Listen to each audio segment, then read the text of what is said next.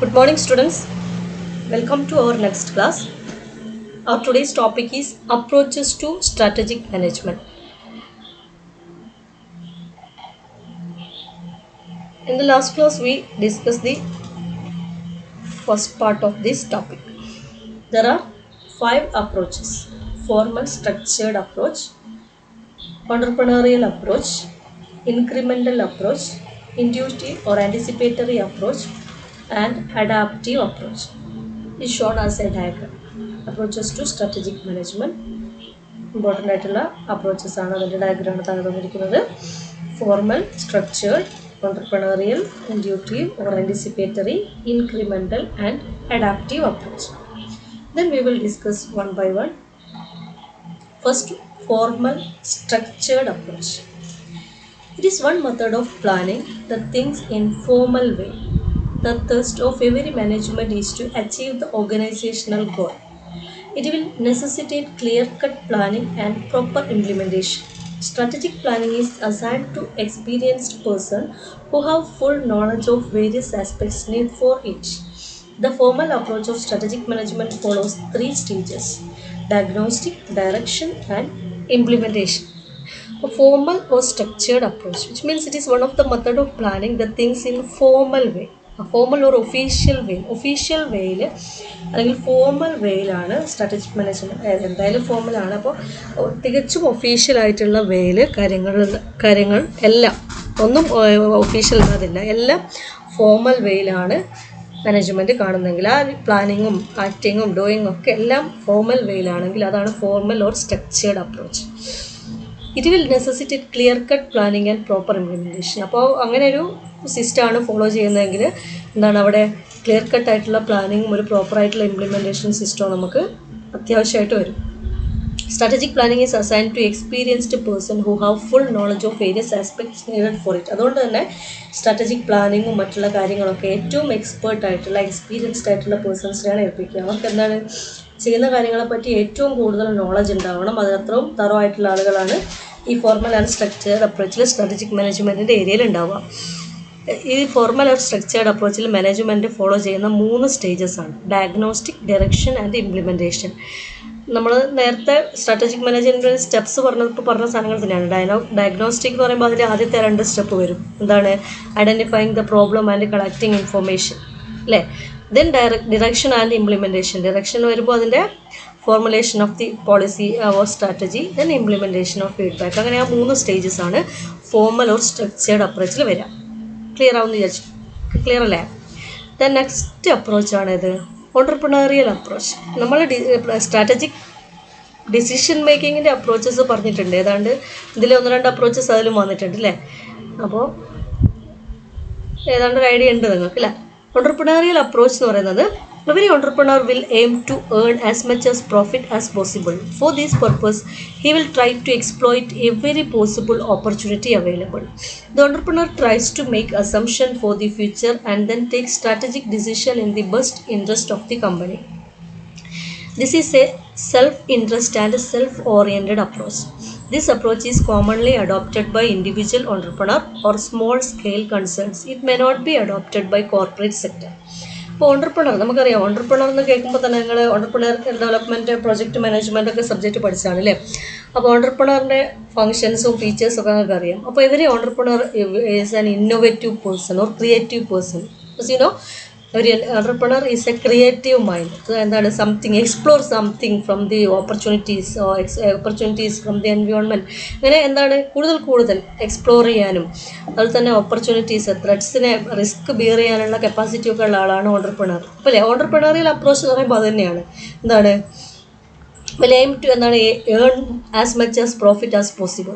Maximum profit നേടാം, അതിന് earn ചെയ്യുക. അപ്പോൾ മാക്സിമം പ്രോഫിറ്റ്. അപ്പോൾ നമുക്കറിയാം പ്രോഫിറ്റ് ഇൻക്രീസ് ചെയ്യുക എന്ന് പറഞ്ഞാൽ അതിൻ്റെ കൂടെ എന്തുണ്ടാവും? റിസ്ക് ആൻഡ് അൺസർട്ടനിറ്റി ഉണ്ടാവും, അല്ലേ? അപ്പോൾ റിസ്ക് ഏറ്റെടുക്കാനുള്ള എബിലിറ്റി ഉണ്ടാവണം. അപ്പോൾ ആ രീതിയിലുള്ള ഒരു സ്ട്രാറ്റജീസ് ഫോളോ ചെയ്യുമ്പോൾ അതാണ് ഓൺട്രപ്രണറിയൽ അപ്രോച്ച് എന്ന് പറയുന്നത്. എന്താണ്? കൂടുതൽ പ്രോഫിറ്റബിൾ ആയിട്ടുള്ള സ്ട്രാറ്റജീസ് കൊണ്ടുവരിക, മോർ റിസ്കി ആയിട്ടുള്ള ഓപ്പർച്യൂണിറ്റീസ്, അതുപോലെ തന്നെ എൻവയോൺമെൻറ്റിൽ നിന്ന് കൂടുതൽ കാര്യങ്ങളെ എക്സ്പ്ലോർ ചെയ്യുന്ന രീതിയിലുള്ള സ്ട്രാറ്റജിക് ഡിസിഷൻസ് എടുക്കുക. ആ രീതിയിലുള്ള ഒരു അപ്രോച്ചിനാണ് എന്ത് പറയുക, entrepreneurial approach. Entrepreneur tries to make assumption for the future and then take strategic decision in the best interest of the company. കമ്പനിയുടെ ബെസ്റ്റ് ഇൻട്രസ്റ്റിന് വേണ്ടിയിട്ട് സ്ട്രാറ്റജിക് ഡിസിഷൻസ് എടുക്കുക, ഫ്യൂച്ചർ ഉള്ള കാര്യങ്ങളൊക്കെ അസ്യൂം ചെയ്തിട്ട്. സെൽഫ് ഓറിയൻറ്റഡ് ആയിട്ടുള്ള അപ്രോച്ച്. ഇത് കൂടുതലായിട്ട് നമ്മൾ പറഞ്ഞതാണ്, this is commonly adopted by individual entrepreneur or small scale concern. It may not be adopted by corporate sector. Corporate സെക്ടറിന് ഈ ഒരു അപ്രോച്ച് അത്ര അപ്ലിക്കബിൾ അല്ല. കാരണം എന്താണ്, കോർപ്പറേറ്റ് സെക്ടർ എന്ന് പറഞ്ഞാൽ ഒരു ബിഗ് ഇൻഡസ്ട്രിയാണ് അല്ലേ.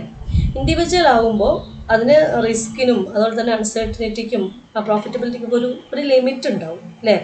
അതായത് നമുക്ക് എങ്ങനെയെങ്കിലും സഫർ ചെയ്ത് മാറ്റി കൊണ്ടുവരാൻ പറ്റുന്ന രീതിയിലായിരിക്കും. പക്ഷെ ഒരു ബിഗ് കൺസേൺ ആകുമ്പോൾ സ്ട്രാറ്റജിക് ഡിസിഷനിലൊക്കെ എന്തെങ്കിലും ഒരു ഫ്ലോപ്പ് വന്നു കഴിഞ്ഞാൽ അത് പിന്നെ പൊക്കി കൊണ്ടുവരാൻ വലിയ ബുദ്ധിമുട്ടാകും. അതുകൊണ്ട് തന്നെ ഈ അപ്രോച്ച് ഏറ്റവും കൂടുതൽ സ്യൂട്ടബിൾ ആവുന്നത് small scale കൺസേൺസിലാണ്.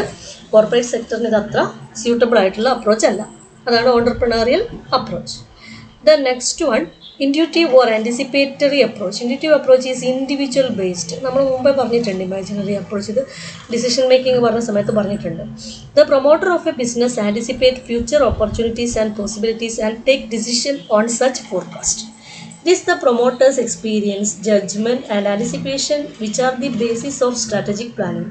This approach is feasible only at the initial period of the company than in its future plans of the development at a later stage. അപ്പോൾ ഇതെന്താണ്, ഇൻഡിവിജ്വൽ പ്രൊമോട്ടർ ആയിട്ടുള്ള ഒരാൾ, ഒരു ഓണ്ടർപ്രണർ അല്ലെങ്കിൽ ഒരു ബിസിനസ് കൺസേൺ സ്റ്റാർട്ട് ചെയ്യുന്ന വ്യക്തിയുടെ intuition അനുസരിച്ച് അദ്ദേഹത്തിൻ്റെ എക്സ്പീരിയൻസിൻ്റെയും ജഡ്ജ്മെൻറ്റിൻ്റെയും ഫ്യൂച്ചർ ഫോർകാസ്റ്റിങ്ങിൻ്റെയും ഒക്കെ ബേസിൽ സ്ട്രാറ്റജിക് ഡിസിഷൻ എടുക്കുക. അപ്പോൾ ഇത് എല്ലാ സ്ഥലത്തും അപ്ലൈ അല്ല.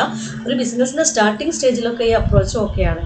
ദെൻ കുറച്ച് അങ്ങോട്ട് ചെയ്ത് കഴിഞ്ഞാൽ നമ്മൾ എങ്ങനെയായിരിക്കും എന്നുള്ളൊരു തോന്നൽ ചെയ്യാനൊന്നും പറ്റില്ല. കൃത്യമായിട്ട് എൻവയോൺമെൻറ്റൽ അനാലിസിസ് ഒക്കെ നടത്തി മാത്രമേ കാര്യങ്ങൾ ചെയ്യാൻ പറ്റൂ. അപ്പോൾ ഒരു ഇനീഷ്യൽ സ്റ്റേജിലൊക്കെ നമുക്ക് അപ്ലൈ ചെയ്യാൻ പറ്റിയ ഒരു അപ്രോച്ചാണ് ഇത് ആൻറ്റിസിപ്പേറ്ററി അപ്രോച്ച് എന്ന് പറയുന്നത്. അത് ഫ്യൂച്ചർ എങ്ങനെയായിരിക്കും എന്നുള്ള ഒരു ആൻറ്റിസിപ്പേഷൻ്റെ ബേസിൽ സ്ട്രാറ്റജിക് ഡിസിഷൻസ് എടുക്കുക, ദെൻ അത് ഇംപ്ലിമെൻറ്റ് ചെയ്യുക, ഫീഡ്ബാക്ക് കളക്ട് ചെയ്യുക. ആ പ്രോസസ്സാണ് എന്ത്, ആൻറ്റിസിപ്പേറ്ററി അപ്രോച്ച്. അപ്പോൾ intuitive approach it is individual based ആണ് കേട്ടോ.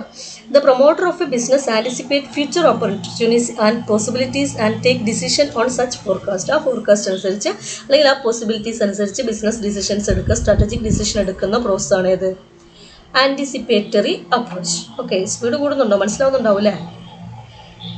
കംപ്ലൈൻറ്റ്സ് എന്തെങ്കിലും ഉണ്ടെങ്കിൽ നിങ്ങൾ പറയാം കേട്ടോ. The next, incremental approach. Incremental approach. This approach has a limited role for strategic decision making. Mostly decisions are based on conscious, and whatever strategic decisions are taken, these are of remedial nature. This approach is popularly known as mudding through approach, as it involves in making few alternatives at a time. This approach is generally adopted by public companies which are supposed to work under social and political pressure.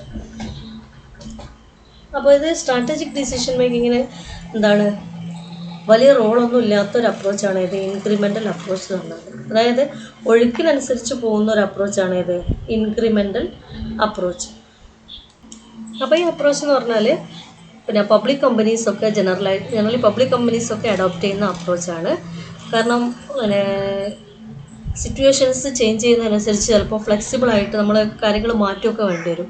അപ്പോൾ ഒരേ സമയത്ത് ഒന്നോ രണ്ടോ alternatives എടുത്തു വെച്ചതിന് ശേഷം ഏറ്റവും ബെസ്റ്റാണ് select ചെയ്യുക. ദെൻ ഒന്ന് പ്രാക്ടിക്കബിൾ ആയിട്ടില്ലെങ്കിൽ മറ്റേതും ചെയ്യാമെന്നുള്ള രീതിയിൽ രണ്ടോ അതിലധികമോ ആൾട്ടർനേറ്റീവ്സും കൂടെ വെച്ചിട്ട് ചെയ്യുന്ന അപ്രോച്ചാണ് ഇത് ഇൻക്രിമെൻ്റൽ അപ്രോച്ച്. അതിന് സ്ട്രാറ്റജിക് ഡിസിഷൻ ലിമിറ്റഡ് റോൾ എന്ന് പറഞ്ഞാൽ decisions are based on the consensus and whatever strategic decisions are taken, these are of remedial nature ആണ്. അതായത് എന്തെങ്കിലും പ്രശ്നങ്ങൾ ഉണ്ടെങ്കിൽ നമ്മൾ സ്ട്രാറ്റജിയിൽ ചെറിയ ചെറിയ ചേഞ്ചസ് ഒക്കെ വരുത്തേണ്ടി വരും. ഓക്കെ, അപ്പോൾ ഈ പൊളിറ്റിക്കൽ പ്രഷർ അതുപോലെ തന്നെ സോഷ്യൽ സിറ്റുവേഷൻസ് ഇതിനൊക്കെ അനുസരിച്ച് നമ്മൾ ചിലപ്പോൾ നമ്മുടെ സ്ട്രാറ്റജിയിൽ ചെറിയ ചെറിയ മാറ്റങ്ങൾ വരുത്തേണ്ടി വരും. അപ്പോൾ ആൾട്ടർനേറ്റീവ്സ് എപ്പോഴും നമ്മൾ കരുതണം. ആ രീതിയിലുള്ള ഒരു അപ്രോച്ചാണിത് incremental approach. The next, adaptive approach.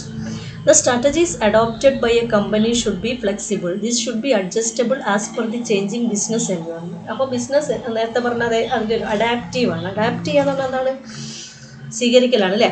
അപ്പോൾ under uncertain environment adaptive approach is most suitable. In this approach strategic decisions are taken on the basis of changing environment and it's likely impact at A given time. When the situation is uncertain, fluid and changing, then contingency planning should be used instead of sticking to long term plans. ഇപ്പോൾ adaptive approach നമ്മൾ നേരത്തെ പറഞ്ഞ അപ്രോച്ചിൻ്റെ ഒരു തുടർച്ച തന്നെയാണ്. Business environment എന്ന് പറഞ്ഞാൽ എന്താണ്, നമുക്കറിയാം കോമ്പറ്റീറ്റീവ് വേൾഡ് ആണ്, day to day dynamic changes ഉണ്ടാകുന്നൊരു ഏരിയ ആണ് അല്ലേ. അപ്പോൾ നമ്മളൊരു സ്ട്രാറ്റജി, ഒരു 10 കൊല്ലത്തേക്കുള്ള സ്ട്രാറ്റജി ഉണ്ടാക്കി വെച്ചിട്ട്, അപ്പോൾ ഇപ്പോൾ തന്നെ കമ്പനികൾ നമുക്കറിയാം, കൊറോണയൊക്കെ വന്ന സമയത്ത് അവർ 3 വർഷം മുമ്പ് ഉണ്ടാക്കിയ സ്ട്രാറ്റജി ഇപ്പോൾ അപ്ലൈ ചെയ്ത് കഴിഞ്ഞാൽ വിജയിക്കില്ല. കാരണം എന്താണ്, ഇപ്പോൾ അവർ കമ്പൽ ചെയ്യപ്പെടുകയാണെന്ത് അവരുടെ സ്ട്രാറ്റജി മാറ്റാൻ വേണ്ടിയിട്ട്. അപ്പോൾ അതുകൊണ്ട് തന്നെ ഈ ബിസിനസ് എൻവയോൺമെൻറ്റിൽ ഉണ്ടാകുന്ന ചേഞ്ചസ് അനുസരിച്ച് അഡ്ജസ്റ്റബിൾ ആയിട്ട്, ഫ്ലെക്സിബിൾ ആയിട്ടുള്ള ഒരു സ്ട്രാറ്റജിക് മാനേജ്മെൻറ്റ് സിസ്റ്റം, അത് എൻവയോൺമെൻറ്റിൽ ഉണ്ടാകുന്ന പെട്ടെന്നുണ്ടാകുന്ന ഡിപ്രഷൻ, ബൂം, അതുപോലെ തന്നെ ഒരുപാട് കാര്യങ്ങളുണ്ട് അല്ലേ. അപ്പോൾ എൻവയോൺമെൻറ്റൽ ചേഞ്ചസിനൊക്കെ അനുസരിച്ച്, ചേഞ്ചിങ് ബിസിനസ് എൻവയോൺമെൻറ്റിനനുസരിച്ച് അഡ്ജസ്റ്റ് ചെയ്യാൻ പറ്റുന്ന രീതിയിൽ സ്ട്രാറ്റജിക് മാനേജ്മെൻറ്റ് ഡിപ്പാർട്ട്മെൻറ്റ് അല്ലെങ്കിൽ സ്ട്രാറ്റജിക് ഡിസിഷൻ എടുക്കുന്ന രീതിയാണ് ഇത് അഡാപ്റ്റീവ് അപ്രോച്ച്. അപ്പോൾ ക്ലിയർ ആയിട്ടുണ്ടാവുമെന്ന് വിചാരിക്കുന്നു. This strategies adopted by company should be flexible. This should be adjustable as per the changing business environment. Under uncertain environment, adaptive approach is most suitable. In this approach, strategic decisions are taken on the basis of changing environment and its likely impact at a given time. When the situation is uncertain and changing, then contingency planning should be used instead of sticking the long-term plans. Okay. അപ്പോൾ then ഇനി എടുക്കാനുള്ളത് നമുക്ക് role of strategist ആണ്. അത് കുറച്ച് lengthy ടോപ്പിക്കാണ്. അപ്പോൾ ഇത് വന്നു കഴിഞ്ഞാൽ ഒരുപാട് നിങ്ങൾക്ക് നോട്ട്സൊക്കെ ഒരുപാട് വരും. അപ്പോൾ ഇന്നത് മതി. അപ്പോൾ നമ്മൾ എടുത്ത അപ്രോച്ചസ് ഒന്നുകൂടി ഞാൻ ജസ്റ്റ് സ്ലൈഡ്സ് കാണിച്ചു തരാം. നോട്ട്സൊക്കെ എഴുതുമ്പോൾ പറഞ്ഞ കൂടി തന്നെ എഴുതി പോയിട്ടുണ്ടാവുമെന്ന് കരുതുന്നു. അപ്പോൾ ഫസ്റ്റ് ഉള്ളത് ഫോർമൽ സ്ട്രക്ചേർഡ് അപ്രോച്ചാണ്. ജസ്റ്റ് ഒന്ന് നോക്കുക. അപ്പോൾ അതിൽ പ്രധാനപ്പെട്ട 3 സ്റ്റേജിൽ ഡയഗ്നോസ്റ്റിക്, ഡയറക്ഷൻ ആൻഡ് ഇംപ്ലിമെൻറ്റേഷനാണ്. അപ്പോൾ നോട്ട്സ് എഴുതി വെക്കാം, വൃത്തിയായിട്ട് എഴുതാം. പിന്നെ വരുന്നത് എൻ്റർപ്രണറിയൽ അപ്രോച്ചാണ്. ഇതിൽ entrepreneur will aim to earn as much as profit as possible. For this purpose, he will try to exploit every possible opportunity available. Formal, then entrepreneurial, then intuitive or anticipatory approach.